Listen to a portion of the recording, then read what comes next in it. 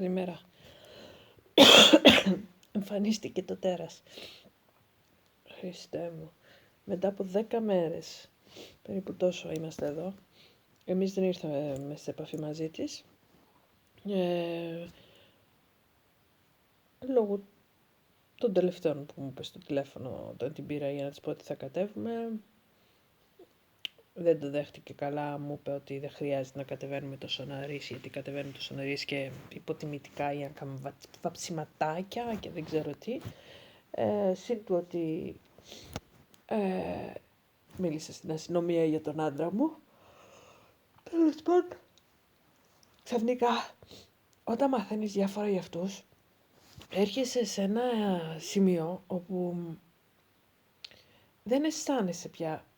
Δεν είναι ότι δεν αισθάνεσαι, σαν να χάνονται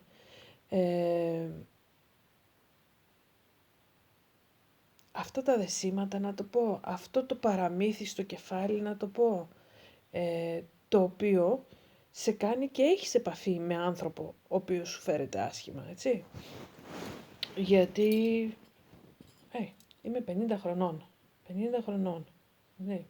Μέχρι και πρόσφατα το λέω, πριν 1 χρόνο, αυτή τη γυναίκα με ρούφαγε, κατάφερε να με ρουφήξει πάλι στα δίχτυα της και να με πείσει για το τι της κάνουν οι άλλοι, για το κακό που της κάνουν οι άλλοι, είτε είναι η αδερφή μου, είτε ήταν η θεία μου. Εγώ που ήξερα τη διαολεμένη πλευρά της, κατάφερνε να με τουμπάρει. Λοιπόν, ξαφνικά όμως δεν τελείωσε, δηλαδή έχω βάλει όλα τα κομμάτια του παζλ, τα έχω συνδυάσει και δεν γίνεται πια. Καταλαβαίνω το παιχνίδι της. Δεν λέω πως μέσα σε αυτές τις 10 μέρες δεν έχω σκεφτεί, να το πω μία φορά την μέρα, μία φορά κάθε 2 μέρες. Έχω σκεφτεί όμως ότι κρίμα μωρέ να την πάρω ένα τηλέφωνο, μάνα μου είναι, να την πάρω ένα τηλέφωνο να την ενημερώσω ότι βρίσκομαι εδώ πέρα. Μετά κοιτάω κάποιο βιντεάκι, έχω εγώ τη δικιά μου γκουρού που λέμε, η οποία, έχω 2-3 actually, η οποία με συνεφέρει. Με συνεφέρουνε. Διαβάζω και ξανασυνειδητοποιώ και λέω στον αυτό μου, κοπέλα μου, η γυναίκα είναι άρρωστη, δεν θα την κάνεις καλά, δεν θα καταλάβει, δεν της δίνεις εσύ καμιά χαρά, μην περιμένεις ότι κάποια μέρα θα σου πει ότι της δίνεις χαρά για κάτι που κάνεις ή που σε βλέπει. Η γυναίκα μισεί. Δεν έχει σημασία αν είσαι εσύ, αν είναι κάποιος άλλος, δεν είναι, η γυναίκα μισεί. Αυτή τη στιγμή εσένα σε μισεί γιατί δεν της δίνεις, δεν δέχεσαι άλλο να της δώσεις την, πώς το λέμε, narcissistic supply, τη δόση της. Αυτό είναι. Δεν δέχομαι πια να μου δώσει αυτό, να ξεφορτώσει την αρνητικότητά της απάνω μου. Δεν με αγγίζουν πια αυτά που μου λέει, δεν την αφήνω εδώ και 1 χρόνο να μου πει κακό λόγο για κάποιον άλλον. Μόλις πάει να πει κακό λόγο την κόβω. Την κόβω ή της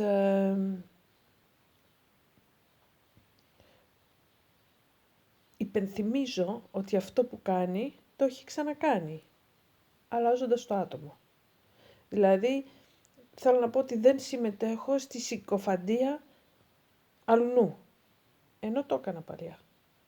Δηλαδή, παλιά, άμα μου έλεγε η αδερφή σου μου έκανε αυτό, έλα ρε, δεν είναι σωστό, δεν είναι σωστό αυτό που έκανε, αλλά την ξέρεις μωρέ αυτή. Και συμμετείχα. Ενθάρρυνα την όλη στάση της. Λοιπόν, αυτά τα λέω τώρα γιατί θα κάνω ένα άλλο βιντεάκι πάνω σε αυτό το θέμα. Ή όχι, μπορεί και να το πω τώρα. Αυτά τα λέω τώρα γιατί είναι σημαντικά για το έπειτα της φάσης, τα συναισθήματα που μου δημιουργήθηκαν. Για να θα δείτε πόσο κοινά είναι. Λοιπόν, Εγώ το ξέρω εδώ και 3 μέρες από τη θεία μου ότι θα έρθει, θα μας βρήσει, δηλαδή έμαθε βέβαια, μικρό χωριό είναι, έμαθε ότι θα ήρθαμε και ότι θα έρθει από εδώ πέρα και θα μας βρήσει, θα μας πει όλα τα ονόματα του λεξικού τέλος πάντων και θα μας ζητήσει και τα κλειδιά της αποθήκης. Η αποθήκη οι αποθήκες δεν είναι πια αποθήκες εδώ και 4 χρόνια. Το ένα είναι δωμάτιο, υπνοδωμάτιό μας και το άλλο έχει γίνει γραφείο, store room για τα σεντόνια και όλα αυτά για την επιχείρηση. Λοιπόν, λέω στη θεία μου, καλά τα κλειδιά, τι τα θέλει, δεν κατάλαβα. Αν δεν της δώσουμε τα κλειδιά θα φωνάξει, δεν ξέρω τι θα κάνει φασαρία, θα δει τέλος πάντων. Και της λέω, δεν κατάλαβα, τι θέλει τα κλειδιά. Θέλει να πάει να μετρήσει τα σεντόνια για να δει αν χρειάζεται καινούρια. Λέω, πάμε καλά δηλαδή. Στην θεία μου λέει αυτό το πράγμα και αναρωτιέσαι. Μήπως ξεχνάει ότι η θεία μου γνωρίζει πολύ καλά ότι την επιχείρηση την έχουμε αναλάβει ο άντρας μου και εγώ 4 χρόνια και γνωρίζει πολύ καλά ότι μένουμε απ' έξω. Μήπως το μυαλό της μπερδεύεται και θεωρεί ότι μιλάει με κάποιον άλλον και μετά... Αναρωτιέσαι. Δεν τους ενδιαφέρει όμως. Αυτό είναι το κακό, ότι δεν τους ενδιαφέρει. Ότι θα ξεσκεπαστεί η μπουρδα που λένε, η βλακεία που λένε. Τέλος πάντων, έρχεται, εχθές. Πριν περίπου 1 μήνα, ήρθε ένα δέμα στο άλλο νησί που μένω, ένας φάκελος χοντρός, τον οποίο ήταν συστημένο. Και πάω στο ταχυδρομείο εγώ να το πάρω και δεν μου το δίνουνε. Γιατί δεν έγραφε ούτε το μικρό όνομα, ούτε το επίθετο όνομα, ούτε το επίθετο σωστά. Είχε το επίθετο του άντρα μου και είχε το όνομα που με φωνάζουνε από μικρή, αλλά δεν είναι το όνομά μου στην ταυτότητα. Το στέλνουμε πίσω. Και αυτή ήταν η δικαιολογία της για να έρθει. Δεν είχε, γιατί αργούσε να έρθει. 10 μέρες την πήρε. Δεν είχε τα μούτρα να έρθει. Δεν είχε κανένα λόγο να έρθει. Και μάλλον θα θυμήθηκε αυτό το πακέτο ή τώρα γύρισε πίσω, γιατί και στο ταχυδρομείο μου είπαν θα πάρει πάρα πολύ καιρό να επιστραφεί. Πρέπει να πάει από τα κεντρικά, δεν κατάλαβα. Τέλος πάντων. Και ήρθε με αυτό. Τόσο πολύ ήταν αφιωσιωμένη σε αυτό σαν δικαιολογία, το γράμμα δηλαδή, το επιστροφή του γράμματος, που μπήκε μέσα, τη χαιρέτησε ο άντρας μου. Τον αγνόησε τελείως, του λέει αυτό γιατί ήρθε πίσω, γιατί μου το στείλατε πίσω. Τα λέει αυτονομία για τα γράμματα που γυρίσαν, τις εξηγεί μία αυτός και μετά έρχεται και σε μένα. Φτάνει σε ένα σημείο η σχέση που έχει ο άλλος τόσο δυσκολία να πει κάτι, γιατί τι να μου πει πια εμένα, να μου πει έναν καλό λόγο, τελείωσαν αυτά. Δηλαδή με έχει σοβαδίσει με κακά λόγια, που δεν υπάρχει τρόπος να μπεις από κάτω να χωρέσει ένας καλός λόγος. Από μέσα της ούτως ή άλλως, δεν ξέρω γιατί αγχώνομαι γι' αυτό, γιατί από μέσα της ούτως ή άλλως δεν υπάρχει περιθώριο να χωρέσει να βγει κανένας καλός λόγος. Δεν υπάρχει τρόπος να κάνει επαφή με το παιδί της φυσιολογικό. Παραδείγματος χάρη, δεν με ρώτησε καν για το γιο μου. Τι κάνει ο γιος μου. Και λέω ο γιος μου ο μικρός, γιατί ο μικρός είναι μαζί μας. Τα άλλα 2 είναι πέρα. Λοιπόν, ούτε καν ρώτησε γι' αυτόν. Δεν την ενδιαφέρει. Το θέμα είναι που ήθελε να καταλήξει, ήθελε να έρθει να δώσει της και η δικαιολογία ήταν τα γράμματα.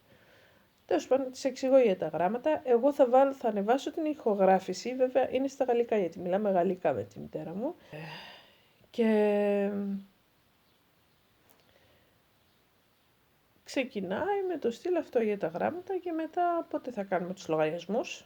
Όταν λέω λογαριασμούς όμως, αυτό μετά που έφυγε το σκέφτηκα.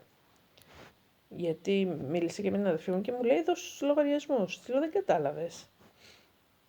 Αυτή δεν θέλει λογαριασμούς, πόσα λεφτά μπήκαν, πόσα λεφτά βγήκανε, πόσα έξοδα είχαμε, πόσα έσοδα κάναμε, πόσα είναι να παίρνει, τι είναι το σύνολο, πόσα είναι να παίρνει, πόσα πήραμε εμείς. Δεν την ενδιαφέρει αυτό. την ενδιαφέρει, γιατί δεν ζήτησε αυτό. Σε καμία φάση δεν ζήτησε αυτό. Ζήτησε συγκεκριμένα, 2 φορές κιόλας, τον αναλυτικό λογαριασμό. Ενώ εγώ της είπα, εγώ θα σου δώσω λογαριασμό, θα σου δώσω όμως τον τελικό λογαριασμό. Λέω, επειδή ξέρω ότι θέλει τον αναλυτικό λογαριασμό από τα έξοδα. Τι ξοδέψαμε, αγοράσαμε πιστολάκια, αγοράσαμε τηγάνια, αγοράσαμε σεντάνια, αγοράσαμε πετσέτες. Και όλα αυτά τα θέλει, γιατί είναι πολλά. Είναι πολλά εννοώ, είναι διάφορα, τα οποία μπορεί να χρησιμοποιήσει. Και να με παίρνει τηλέφωνο συνέχεια και να μου λέει, γιατί πήρες ένα κουβρελί, και πόσα πήρες, γιατί πήρες 10, γιατί 10 χρειαζόμουν, ξέρω εγώ, τέτοια πράγματα. Αλλά είναι τόσο παράλογα, δηλαδή που, ένα παράδειγμα θα δώσω, μου έκανε μια φασαρία για ριχτάρια που πήρα για τα κρεβάτια, δεν είχαν ποτέ ριχτάρια τα κρεβάτια, δεν ξέρω για πόσο καιρό. Το χειμώνα δηλαδή, όταν είδα τους λογαριασμούς, με το έκανε κριτική, με έπαιρνε τηλέφωνο σαν δικαιολογητικό. Χρειάζονται δικαιολογητικά για να έρθουν σε επαφή μαζί σου. Έχουν διαλύσει την σχέση και χρειάζονται οτιδήποτε δικαιολογητικά. Και αυτό ήταν ένα πολύ καλό δικαιολογητικό που της είχε κάτι στο κάρφο στο μυαλό και με έπαιρνε συνέχεια και μου έκανε φασαρία για αυτά τα ριχτάρια. Και που ξόδεψες για ριχτάρια τόσο και αυτό και εκείνο. Έρχεται η Άνοιξη, με παίρνει τηλέφωνο. Και εμένα δεν μου το βγάζει κανένας από το μυαλό μου, ότι η γυναίκα ξέρει πολύ καλά τι κάνει. Η γυναίκα προσπαθεί να τρελάνει εμένα. Και με παίρνει την Άνοιξη και μου λέει, στο ΑΒ έχουν ριχτάρια σε πολύ καλή τιμή και πιο ακριβή. Η καλή τιμή που έλεγε αυτή ήταν πιο ακριβή από τη τιμή που ξόδεψα εγώ. Και όλο το χειμώνα εγώ έπρεπε να ακούσω το ξόδεψες τόσα λεφτά για τα ριχτάρια και ξέρω εγώ τι. Και δεν με ρώτησες και τι χρώμα και πήρες διάφορα χρώματα και δεν ξέρω. Και μετά την Άνοιξη με παίρνει τηλέφωνο και μου λέει, έχει πολύ οικονομικά ριχτάρια στο ΑΒ, να πάρω 25. Λοιπόν, αυτά τα λες σε κάποιον και γυρνάει και σου λέει, βρε εσύ, μήπως έχει η μάνα σου Αλσάιμερ, μήπως έχει η μάνα σου από το ποτό τα χάνει λίγο, ας πούμε. Εντάξει, δεν το κάνει επίτηδες. Όχι, εγώ επιμένω. Το κάνει επίτηδες και ξέρει πολύ καλά τι κάνει, γιατί ξαφνικά σταματάει το θέμα. Δηλαδή δεν γίνεται να σε πρίζει 6 μήνες γι' αυτό και να σου κάνει ένα βομβαρδισμό κριτικής για το γιατί πήρες τα ριχτάρια και δεν ξέρω τι και μετά σε παίρνει. Λες, τι γίνεται εδώ πέρα, με τρελάνεις ρε, εσύ θα με τρελάνεις. Αυτό το παιχνιδάκι που κάνουνε παιδιά, το κάνουνε σε συνέχεια. Και μακάρι τώρα δηλαδή να μ' άκουγαν ανθρώποι που δεν μπορούν να φανταστούν αυτό το πράγμα, που δεν έχουν αρκιστεί στη ζωή τους. Αυτούς θέλω να μ' ακούσουν το πώς εξηγώ αυτό το πράγμα και να καταλάβουν ότι δεν είναι αυτό που βλέπετε. Δεν είναι αυτό που βλέπετε. Εγώ θα ήθελα να βγω έξω να λαλήσω στον κόσμο, η μάνα μου μπορεί να σας φαίνεται εξωτερικά η κακομοίρα, η γριούλα, το ένα το άλλο. Δεν είναι αυτό το που βλέπετε. Το μυαλό της είναι ξηράφι και δουλεύει πολύ καλά.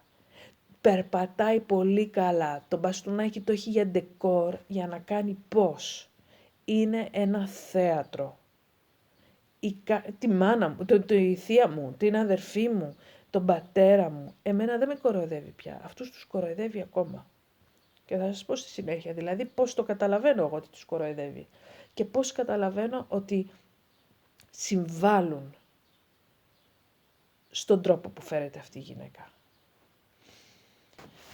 Λοιπόν, ακόμα και όταν έστειλε το γράμμα και έβαλε το όνομα του σύζυγου μου, ξέρει πολύ καλά η μητέρα μου και το όνομά μου, και το επίθετο του σύζυγου, συγγνώμη, ξέρει και το όνομά μου και ξέρει πως αντιμετωπίζω πρόβλημα πάνω σε αυτό το θέμα, έτσι, ξέρει καλά τι είναι ένα συστημένο γράμμα και ξέρει πολύ καλά ότι δεν άλλαξα ποτέ το επίθετό μου, ότι δεν πήρα ποτέ το επίθετο του άντρα μου.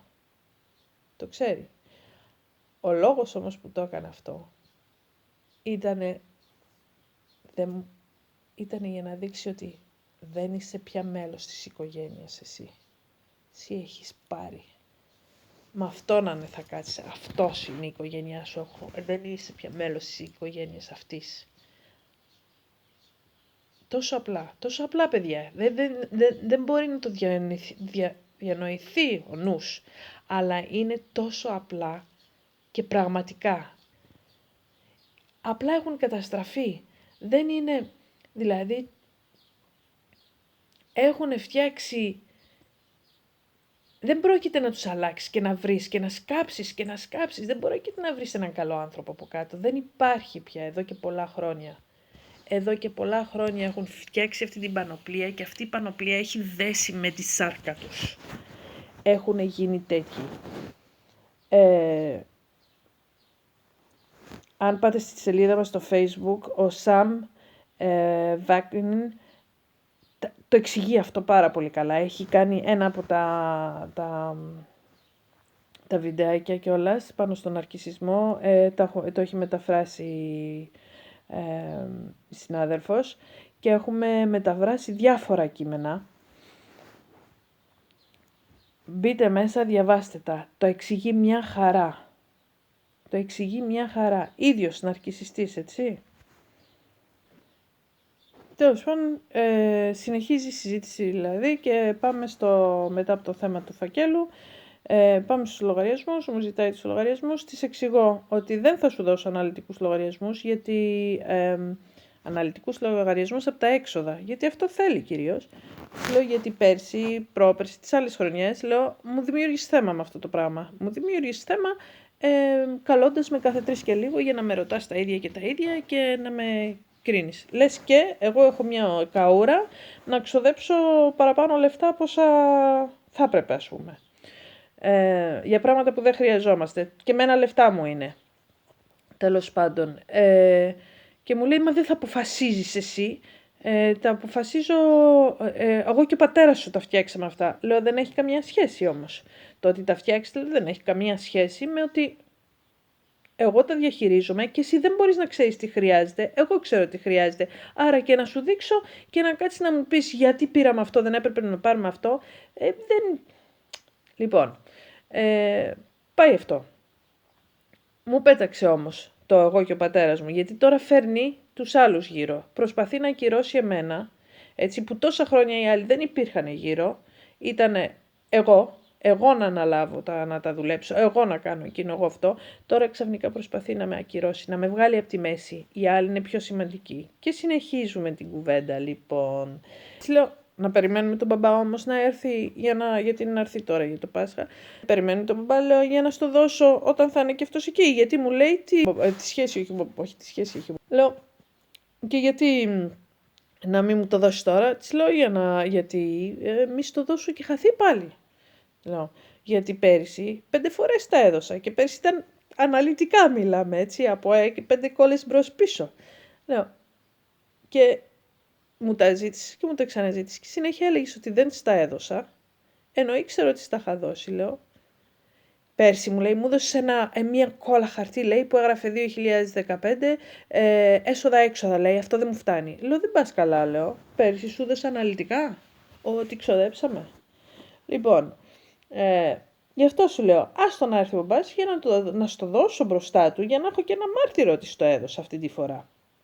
Μου πετάει ένα, ναι βέβαια, μόνο έξοδα κάνουμε και παίρνουμε δάνεια. Δηλαδή είναι τελείως άσχετο.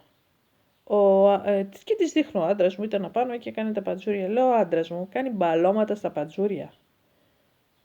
Και δεν έχουμε βάλει έναν άνθρωπο, ξέρεις, βάφουμε, κάνουμε ράμ, τα κάνουμε όλα οι δυο μας, τριβείο όλα. Δεν πληρώνουμε κανέναν άλλον. Τα κάνουμε όλα μόνοι μας για να σώσουμε έξοδα, της λέω. Και λέει, και ξεκινάει λοιπόν, εγώ που παίρνω μόνο ένα 30%, ο κόσμος λέει ότι είμαι κορόιδο και της λέω, όχι, παίρνεις ένα 30% γιατί εμείς οι δύο δουλεύουμε και εσύ κάθεσαι, λέω, δεν κάνεις τίποτα. Και λέω, και σταμάτα να μου λες τι λέει ο κόσμος, γιατί αυτό είναι μια κλασική τους φράση. Πολύ κουνιέμαι. Μια κλασική τους φράση είναι τι λέει ο κόσμος. Λέω, ξέρω πολύ καλά τι λέει ο κόσμος. Έχουμε ένα παύς εκεί πέρα. Το σκέφτεται. Τέλος πάντων και λέει, δεν με νοιάζει, λέει, εγώ δεν λέω κανένα ψέμα. Μόνοι τους μαρτυριούνται. Αυτό το ότι μόνοι τους μαρτυριούνται, δηλαδή, τέλος πάντων, εννοείται ότι λέει πολλά ψέματα. Και μόνο που το υποστηρίζει έτσι, εγώ δεν λέω ψέματα. Και δεν έχει δουλειά, λέει, να δουλεύουν 2 άτομα εδώ πέρα. Της λέω, μα έχει πολλή δουλειά για 2 άτομα εδώ πέρα. Και δεν σου πέφτει λόγος, της λέω. Δεν σου πέφτει λόγος. Δεν θα μου πεις εσύ. Και λέει, μα βέβαια, εγώ θα σου πω. Και θα μου πει και η αδερφή της έχει να δώσει την άποψή της. Της λέω, πολλούς μου φέρνει στη μέση. Τώρα ξαφνικά εμφανίζεται ο πατέρας μου, έχει άποψη, τώρα η αδερφή μου, τέλος πάντων. Λέει, ναι, την αδερφή σου θα την φέρω, θα πάρει το αεροπλάνο και θα τη φέρω εδώ, δηλαδή, γιατί είναι εξωτερικό. Πρέπει να έρθει εδώ πέρα να μιλήσει η αδερφή σου. Και αναρωτιέσαι, ρε παιδί μου, τι μπορεί να σου πει η αδερφή μου που σου δώσε αυτό το θάρρος και αυτό την άνεση να πεις αυτά τα πράγματα. Δεν ξέρω, πάντως σίγουρα την έχει κοροϊδέψει πάρα πολύ καλά και κάτι πρέπει να έπαιξε ένα ρόλο και η αδερφή μου. Το κατάλαβα μετά όταν παραξενεύτηκε για κάτι που της είπα, θα το πω αργότερα. Τέλος πάντων, της λέω, θέλεις να έχουν άποψη κι αυτοί. Να τους δώσουμε και αυτόν το δικαίωμα να έχουν άποψη, λέω. Από εδώ και μπρος θα τους ζητάμε την άποψή τους. Τσαπ, σιωπή πάλι. Δεν ξέρεις τι τους βολεύει τελικά. Ούτε οι ίδιοι ξέρουν τι τους βολεύει τελικά. Πάντα έχουν ένα φόβο ότι, όχι, μήπως αυτό δεν με βολεύει. Καταστρέφετε το μέλλον σας. Κρίμα για τα παιδιά σας. Όταν λέει ένα τέτοιο άτομο, ναρκισσιστής, καταστρέφετε το μέλλον σας, αυτό που σας λέει δεν σας λέει γιατί εσείς κάνετε τις κινήσεις, γιατί εμείς την επιχείρηση αναλάβαμε, την ανεβάσαμε, την τετραπλασιάσαμε τα έσοδα, έτσι, γιατί δεν τα δούλευε η γυναίκα, να πω την αλήθεια. Δουλεύουμε σκληρά. Όταν ένας άνθρωπος σου λέει καταστρέφετε το μέλλον σας, δεν εννοεί ότι το κάνεις εσύ, θα το κανονίσω εγώ, σου λέει. Δηλαδή ότι ο ίδιος θα κανονίσει να σε καταστρέψει. Μα από αυτή τη γυναίκα έχω ακούσει, θα σε διαλύσω, θα σε καταστρέψω, θα σε πατήσω, θα σε λιώσω. Λοιπόν, και όταν αυτή η γυναίκα, αυτός ο άνθρωπος τέλος πάντων, λέει είναι κρίμα, μέσα στο μυαλό του σου λέει τους λυπάμαι κιόλας ή ακούει τι μπορεί να ακούνε οι άλλοι. Δηλαδή, κάνει και μια πρακτική εκείνη την ώρα, ο τρόπος που το λέει, στο πώς θα ακουστεί εάν τα ακούσουν οι άλλοι. Είναι πολύ μπερδεμένα μυαλά, παιδιά, είναι Matrix, δεν είναι αστεία. Πώς να το εξηγήσω καλύτερα. Καταστρέφετε το μέλλον σας. Είναι κρίμα για τα παιδιά σας. Εμείς αυτή τη στιγμή δεν δείχνουμε τίποτε ότι καταστρέφουμε το μέλλον μας. Αντίθετα, επιβιώνουμε. Ακόμα επιβιώνουμε. Καταφέρνουμε και επιβιώνουμε. Λοιπόν, είναι πώς θα το πει αλλιώς. Το δουλεύει ήδη μες στο μυαλό της. Πώς θα το πει απ' έξω. Πώς θα ακουστεί παραέξω. Να βάλω και ότι λυπάμαι το μέλλον των παιδιών. Γιατί λυπάσαι το μέλλον των παιδιών? Είμαστε από τις πιο ενωμένες οικογένειες που γνωρίζω δηλαδή. Υπάρχει μια επαφή. Τώρα εκεί λοιπόν περνάει ο άντρας μου, κατεβαίνει να πάρει κάτι μποίες και όλα αυτά και πετάει να εκμεταλλεύεται τα πάντα ετούτος εκεί. Λέω εκμεταλλεύεται. Ξέρεις τι σημαίνει η λέξη εκμεταλλεύεται, λέω. Δουλεύει ο άνθρωπος. Δεν εκμεταλλεύεται τίποτε. Δουλεύει. Και σε κάποια στιγμή κάνει ένα... Αυτό δεν χρειάζεται να παίρνει τόσα. αυτό, στα γαλλικά είναι αυτό, δεν χρειάζεται να παίρνει τόσα. Τα παίρνω εκεί πέρα και της λέω, για ποιον μιλάς έτσι, για τον άντρα μου. Και της υπενθυμίζω ότι της απαγορεύω να μιλάει έτσι για τον άντρα μου, ότι εγώ δεν είμαι αυτή.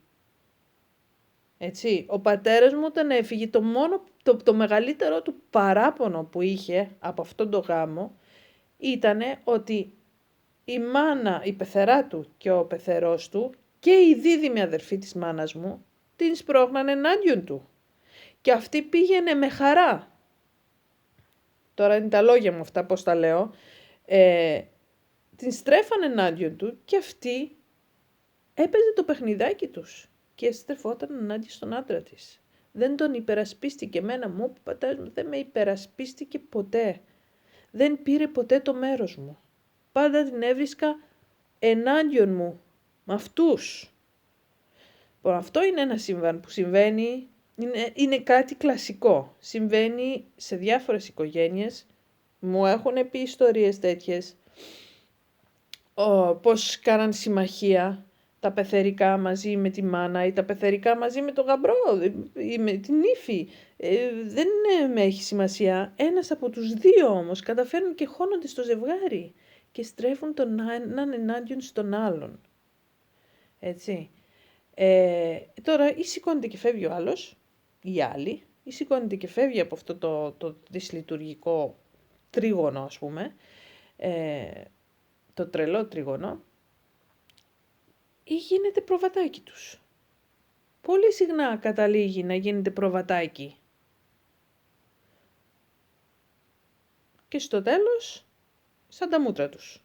Έτσι, γιατί δεν γίνεται να είσαι τόσα χρόνια μέσα σε μια τέτοια ατμόσφαιρα και να μην κολλήσεις κάτι. Δεν γίνεται.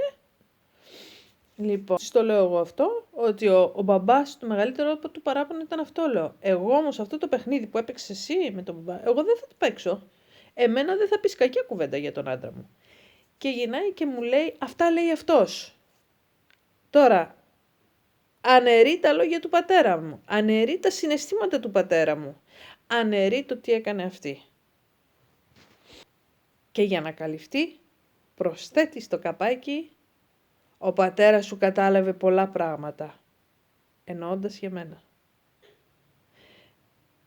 Πετάμε από το ένα θέμα στο άλλο, εκεί που είμαστε τριμωγμένοι, τσαπ, πετάμε τώρα να αισθανθείς εσύ κάτι, να αναρωτηθείς εσύ, τι είπε κάτι ο πατέρας μου για μένα.